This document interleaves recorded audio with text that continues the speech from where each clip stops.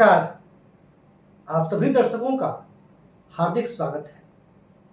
प्रिय दर्शकों, इस कार्यक्रम में हम चर्चा करने वाले हैं भारतीय क्रिकेट टीम के बल्लेबाज शुभमन गिल की जन्म कुंडली के बारे में। शुभमन गिल का जो प्रदर्शन है वह निसंदेह लाजवाब है और उन्होंने अपने प्रदर्शन से यह दिखाया कि वह भारतीय टीम के आधार स्तंभ बनने वाले हैं। और जिस तरीके से उन्होंने दोहरा शतक लगाया, सबसे कम उम्र के बल्लेबाज वह बन गए अंतर्राष्ट्रीय क्रिकेट जगत में दोहरा शतक लगाने वाले। बहुत शानदार लाजवाब प्रदर्शन है शुभमन गिल का। तो हम जानेंगे कि शुभमन गिल की जन्म कुंडली में वह कौन से राजयोग हैं जो उन्हें इस तरह की प्रसिद्धि और इतनी कम उम्र में इतनी परिपक्वता दे रहे हैं। साथ ही हम यह भी जानेंगे कि आगे का उनका भविष्य कैसा रहने वाला है, कितना नाम कमाएंगे वो, और आगे क्या अपने प्रदर्शन में जिस निरंतरता के साथ अभी वह खेल रहे हैं, जिस कंसिस्टेंसी के साथ खेल रहे हैं, क्या आगे भी यही कंसिस्टेंसी वह रख पाएंगे क्या, हम इस पर भी बात करेंगे। तो बिना विलंब की चर्चा प्रारंभ करते हैं। देखिए, शुभमन गिल की जो जन्म कुंडली है वह है वृश्चिक लग्न की और सिंह राशि की। वृश्चिक लग्न और सिंह राशि। अच्छा, एक बात बता दूं, अभी ग्रह स्थिति स्पष्ट कर देता हूं, उसके बाद जो मुख्य ग्रह हैं उनके बारे में बात होगी, फिर उनके राजयोगों की, और फिर आगे का उनका प्रदर्शन कैसा रहेगा इस पर हम बात करेंगे। तो देखिए, लग्न के स्वामी मंगल वृश्चिक लग्न में और मंगल लग्न में ही है। अब देखिए, मैंने हमेशा कहा है जब भी मंगल पर बात हुई है कि मंगल ऊर्जा के ग्रह है। मंगल साहस है, पराक्रम है, एनर्जी है। और किसी भी स्पोर्ट्स की बात अगर की जाए तो उसमें एनर्जी का एनर्जेटिक होना बहुत आवश्यक है। अच्छा, यहाँ पर जो मंगल है यह पंच महापुरुष रोचक योग का भी निर्माण कर रहे हैं। अच्छा, समझिएगा एक चीज को कि मंगल दो राशियों पर स्वराशिस्थ होते हैं। मेष पर तो मूल त्रिकोण के भी होते हैं, जैसे मेष राशि और वृश्चिक राशि पर दोनों राशियों के स्वभाव में अंतर है। मेष राशि जहाँ चर राशि है, वही वृश्चिक राशि स्थिर राशि है। और मेष राशि जहां अग्नि तत्व की राशि है, वहीं वृश्चिक राशि जल तत्व की राशि है। अब यहां पर जल तत्व की राशि में होना और स्थिर राशि में होना, यहां पर वह उनके व्यक्तित्व में एक स्थिरता को दर्शाता है, ठहराव को दर्शाता है, परिपक्वता को दर्शाता है, गंभीरता को दर्शाता है। यानी जब भी जरूरत होगी तब वह रिस्पॉन्सिबिलिटी के साथ खेलेंगे, जल्दबाजी में अपना विकेट नहीं फेंकेंगे, उनका ऐसा प्रयास रहेगा। अब ये मंगल जो रोचक योग बना रहे हैं, इनके अंदर गजब का साहस, डिटर्मिनेशन और अंत तक लड़ते और जूझते रहने की क्षमता दे देंगे। यानी मंगल की स्थिति बहुत अच्छी, लग्नेश का लग्न में होना वरदान होता है। और पूर्व में भी जब रोहित शर्मा और विराट कोहली की जन्म कुंडली में बात कर रहा था, तो मैंने एक बात कही थी कि अगर लग्न अथवा लग्नेश बलवान हो तो समझिए कि आधी कुंडली तो ऐसी ही अच्छी होगी, क्योंकि अगर लग्न और लग्नेश बलवान ना हो और जन्म कुंडली में कितने भी राजयोग हो, उतना अच्छा फल नहीं मिल पाता है। या तो लग्न अपनी स्वराशि का हो, उच्च राशि का हो, मित्र राशि का केंद्र त्रिकोण में हो, या फिर लग्नेश जो है वह राजयोग में शामिल हो। बहुत श्रेष्ठतम स्थिति। केतु जो है यहाँ पर इनके तीसरे भाव में केतु विराजमान है और केतु इनको पराक्रम दे रहे हैं, केतु इनके अंदर साहस दे रहे हैं, इनके पराक्रम को केतु बढ़ा रहे हैं। तो वहीं अगर बात की जाए शनि और गुरु की, तो शनि और गुरु जो छठे भाव में स्थित है, यहां पर बहुत ही श्रेष्ठतम राजयोग बन रहा है। अब जब छठे भाव से, आठवें भाव से और 12वें भाव से राजयोग बनता है, फिर उस परिस्थिति में जातक के जीवन में कुछ संघर्ष रहता है। मैंने शुरू में ही कहा था कि मैं सिर्फ क्रिकेट पर बात करूंगा। तो शुभमन गिल को भी थोड़ा सा शुरुआती जीवन में संघर्ष करना पड़ा, अपने प्लेस को छोड़ करके कहीं और शिफ्ट होना पड़ा। वो संघर्ष इनके जीवन में भी रहा, लेकिन यहाँ पर जो सबसे अच्छी बात है वह यह है कि शनि यहाँ पर नीच के होकर के वक्री हो गया है, तो शनि का निचभंग हो गया है और यह शनि का निचभंग राजयोग बना रहा है। बहुत ही श्रेष्ठतम स्थिति। अच्छा, यहाँ पर शनि सर्वाधिक शुभ फल किन भाव में देते हैं? तो तीसरे भाव में, छठे भाव में, दशम भाव में या एकादश भाव। गुरु का साथ मिला। अच्छा, एक और चीज, एक और तरीके से भी निचभंग हो रहा है। शनि जिस राशि पर है उसको स्वयं मंगल कहाँ जाके स्थित है? तो मंगल स्थित है केंद्र में। तो इस दो तरीकों से इनका शनि का निचभंग हुआ। और एक और तरीका है, देखिए मैंने क्या कहा, जितने तरीकों से निचभंग होगा वह ग्रह उतना शक्तिशाली होगा। यदि आप इनके नवमांश कुंडली पर नजर जाएगी तो नवमांश कुंडली में शनि इनके तुला राशि पर है। डेट ऑफ बर्थ बता देता हूं आप लोगों को इनका, ताकि आप लोग भी चेक कर सके। 8 सितंबर 1999। अच्छा, टाइम जो है वह 12 बजे का है इनका जन्म का समय, जो सोर्स से कलेक्ट किया गया। पर फिर भी मैं चंद्र कुंडली पर चर्चा कर लूंगा। ये चंद्रमा अमूमन 2.5 दिन एक राशि पर रहते हैं, तो इसीलिए मैं किसी भी जब बड़ी सेलिब्रिटी का हॉरोस्कोप एनालिसिस करता हूं, क्योंकि ये टाइम जो है, हो सकता है कि टाइम इधर उधर हो, पर चंद्र कुंडली से भी यदि हम आकलन करेंगे तो उसमें और ज्यादा सटीकता मिल जाती है। अब यहाँ पर गुरु और शनि, अब देखिए गुरु छठे भाव में स्थित होकर के, गुरु भी वक्री है और मित्र राशि पर हम मंगल की राशि पर है, और गुरु भी छठे भाव में शत्रुहंता बनाते हैं। अच्छा, गुरु की दृष्टि कहाँ जा रही है? तो गुरु की दृष्टि जा रही है पंचम दृष्टि दशम भाव पर। और देखिए कि जो दशम भाव है, जो कि मान सम्मान का होता है, फेम का होता है, जो समाज में सम्मान दिलाता है, यह भाव इनका बहुत ही शक्तिशाली है। आगे इस भाव पर आऊंगा तो बताऊंगा क्यों और कैसे। अभी के लिए इतना समझिए कि गुरु की दृष्टि जा रही है और गुरु की दृष्टि में अमृत है। गुरु जिस भी ग्रह को देख लें, जिस भी भाव को देख लें, वह भाव शुभ हो जाता है, वह ग्रह शुभ हो जाता है और अच्छा फल देता है। तो केंद्र त्रिकोण राजयोग एक और केंद्र त्रिकोण राजयोग है, और बहुत कम ऐसा मिलता है कि जब 4 ग्रह केंद्र त्रिकोण राजयोग में शामिल हो, पर शुभमन गिल की जन्म कुंडली में ऐसा है। और इसीलिए मुझे इस टाइम के, मतलब 8 सितंबर में जो भी जन्म, इस टाइम की जो 12 बजे का टाइम का ये जन्म कुंडली सबसे सटीक लग रही है।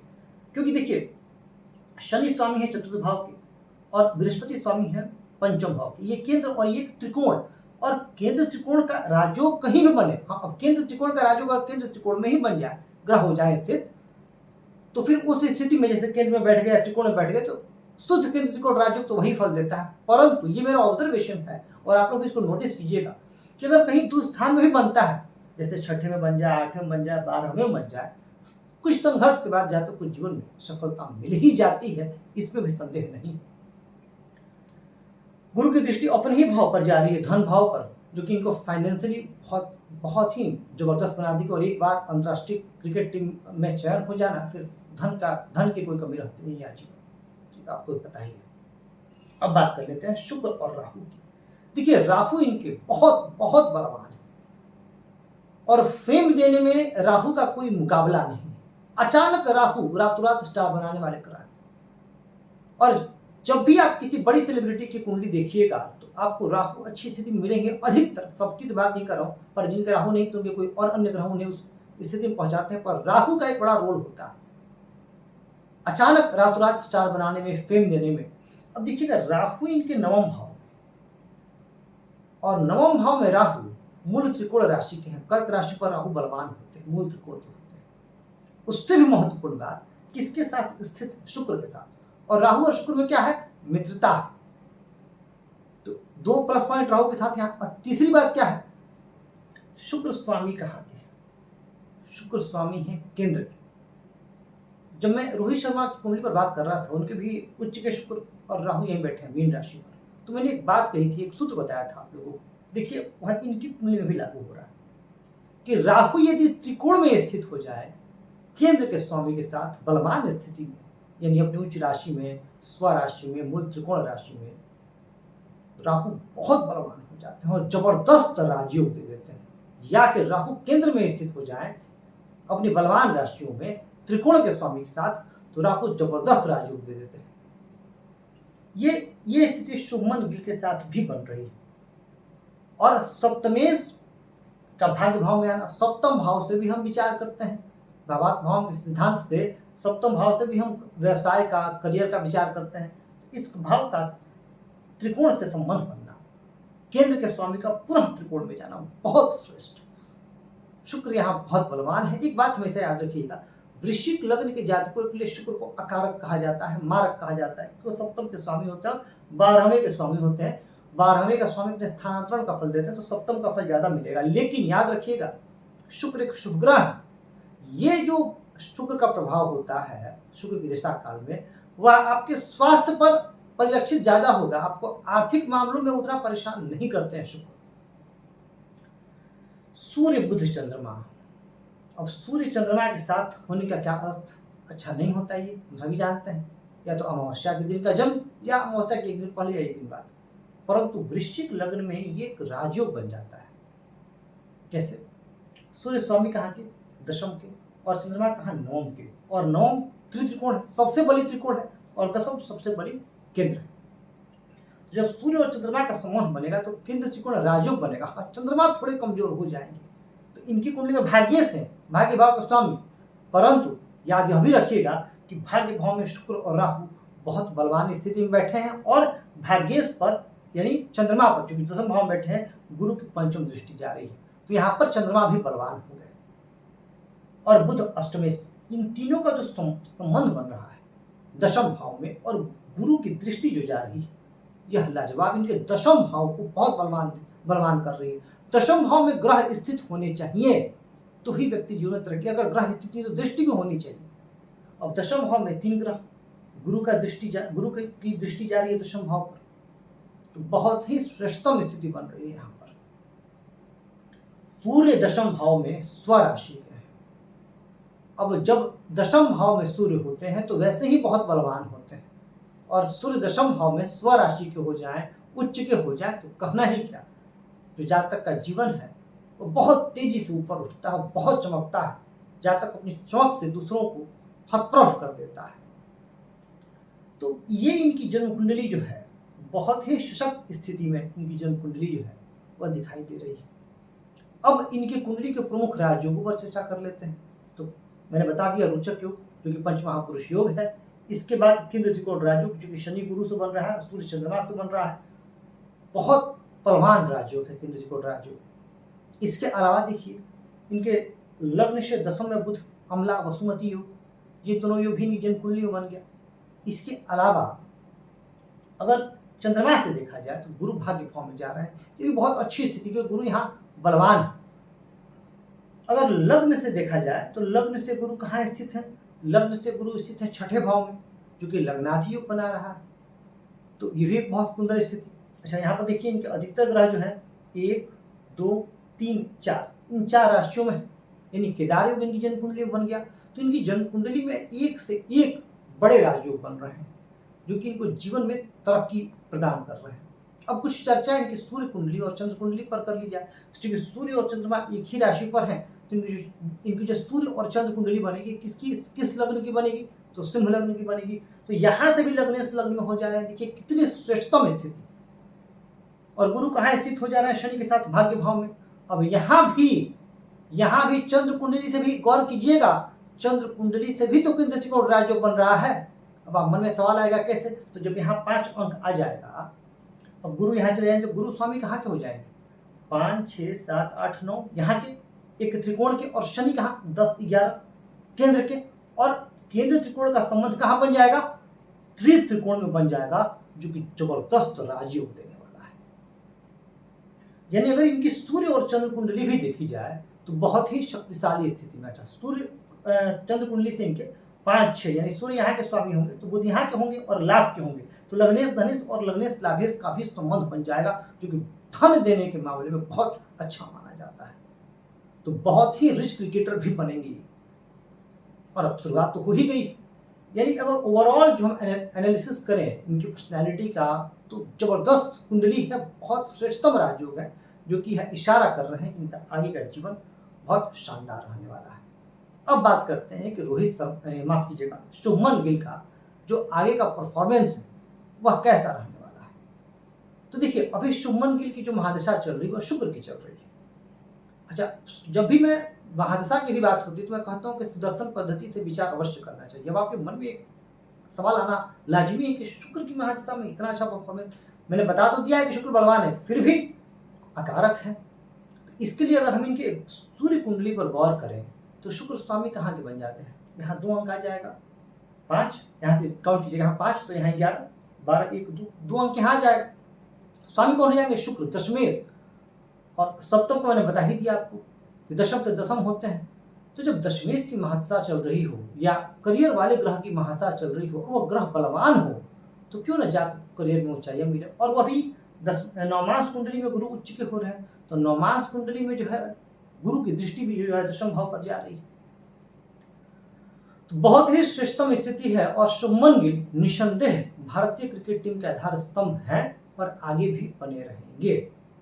हाँ, एक चीज इनके साथ होगी शुक्र की महादशा में, जैसा मैंने पहले भी आपको कहा कि शुक्र की महादशा में इनको अपने स्वास्थ्य का विशेष ध्यान रखना चाहिए, क्योंकि जब भी अकारक ग्रहों की महादशा चलती है, क्योंकि लग्न कुंडली से तो यह अकारक है ही, तो कुछ परसेंटेज उसका भी तो फल मिलेगा।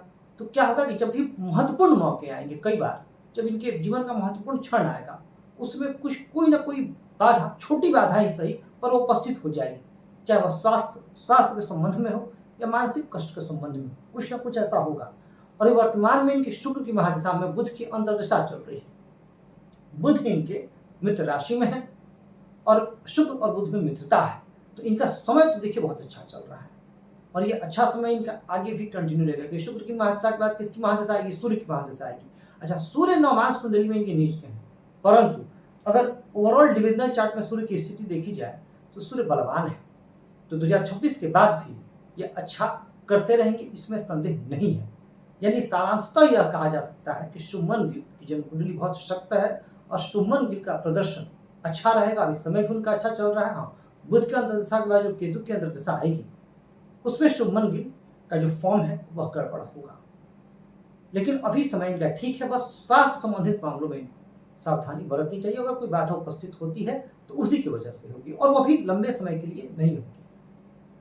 तो प्रिय दर्शकों, यह हमने जाना कि शुभमन गिल की जन्म कुंडली क्या इशारा कर रही है और शुभमन गिल का आगे का परफॉर्मेंस कैसा रहने वाला है। और मैं बता दूं आपको कि शुभमन गिल भी बहुत सारे रिकॉर्ड तोड़ेंगे। वो इसलिए तोड़ेंगे क्योंकि इनके मंगल और सूर्य बहुत बलवान स्थिति में है। सचिन तेंदुलकर की कुंडली में भी यही स्थिति थी, मंगल और सूर्य बहुत बलवान, दोनों ग्रह बलवान। जो भी स्पोर्ट्स में या जो भी पराक्रम दर्शाने वाले क्षेत्र हैं उसमें जो लोग बहुत नाम कमाते हैं उनके सूर्य और मंगल बहुत अच्छी स्थिति में होते हैं। अगर कहीं आपको किसी कुंडली में नीच के दिख रहा है तो वो निचभंग हो जाता है। अब सचिन तेंदुलकर सूर्य भी उच्च के थे और मंगल भी उच्च के थे, इनके सूर्य स्वराशिष्ट और मंगल स्वराशिष्ट। रोहित शर्मा के भी सूर्य उच्च के और मंगल उनके लग्नेशीय लाभ भाव में बैठे हुए चंद्रमा के साथ राजयोग में समझ बना रहे हैं। यानी ये भी बहुत सारे रिकॉर्ड अपने नाम करेंगे और कर भी रहे हैं, कर भी चुके हैं। एक रिकॉर्ड तो सबसे कम उम्र का अंतर्राष्ट्रीय क्रिकेट में दोहरा शतक इन्होंने लगा ही दिया है। तो मेरी शुभकामनाएं इनके साथ हैं और प्रभु से प्रार्थना है कि शुभमन गिल यूं ही बहुत अच्छा खेलते रहें और भारतीय क्रिकेट टीम के आधार स्तंभ बन करके भारतीय क्रिकेट टीम को विजय श्री दिलाते रहें। जिस को कहूँगा आपसे भी, यदि आपके मन में भी कोई प्रश्न हो, कोई जिज्ञासा हो, तो आप चैनल के किसी वीडियो पर कमेंट करके अपना प्रश्न पूछ सकते हैं। मैं आप सभी के सुखद, स्वस्थ, समृद्ध एवं यशस्वी जीवन की कामना करता हूँ। इस कार्यक्रम में इतना ही। धन्यवाद।